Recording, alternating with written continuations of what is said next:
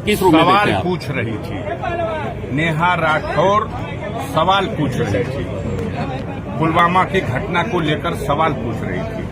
Channel 4 वाले जो हकीकत है वो जनता के सामने परोस रहे थे, तो उनको आज चैनल बंद करा दिया गया और नेहा राठौर को डराने के लिए एफआईआर कर दी गई। न चैनल 4 वाले डरने वाले हैं और न नेहा राठौर डरने वाली है।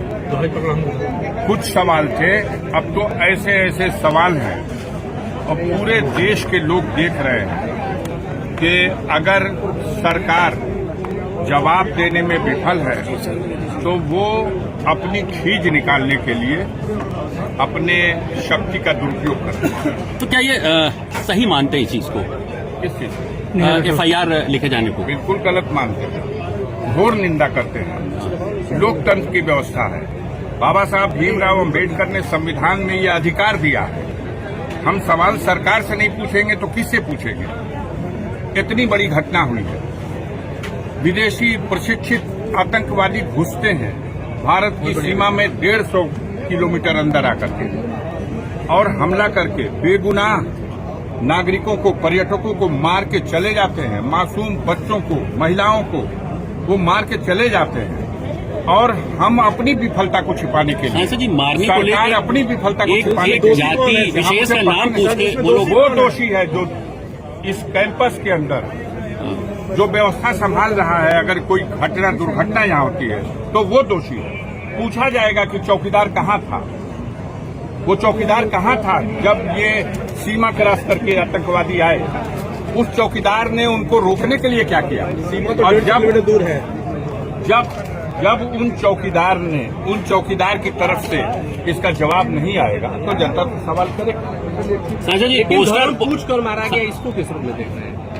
आपको ये बात कहा गया है कि इसका प्रचार करिए। आप बताइए, एक सवाल का जवाब दे दीजिए। अगर धर्म पूछ करके ही मारा गया तो इसका मतलब क्या निकाला जाए?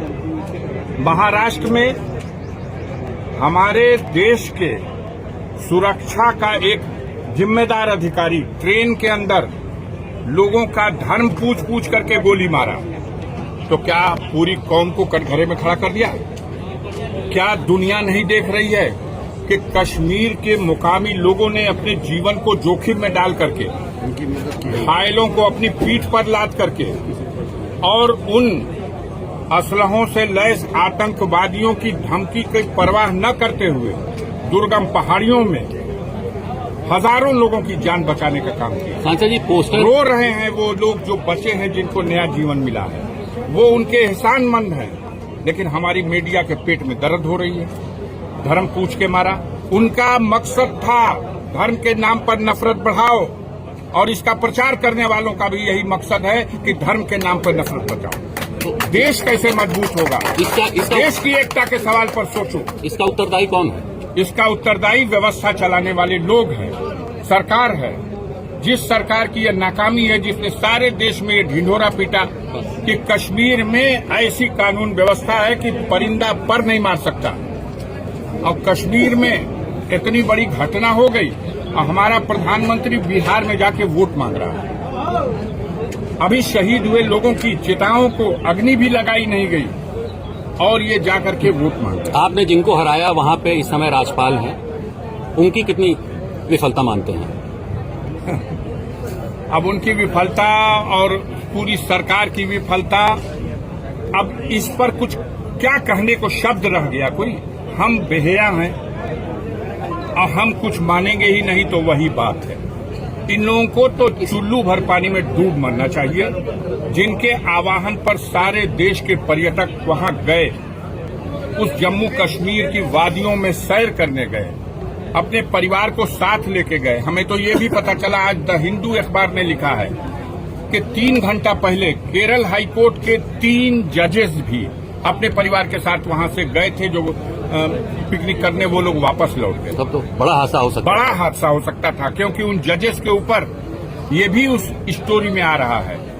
मैंने उसको देखा कि उन्होंने केरल में किसी जघन्य घटना के लिए जिम्मेदार आरएसएस के कैडरों को सजा दी थी और वो कश्मीर घूमने के लिए गए थे। जहां अटैक हुआ है वहां से वो घूम के 3 घंटा पहले वापस गए हैं। सारी सुरक्षा कैसे हट जाएगी भाई?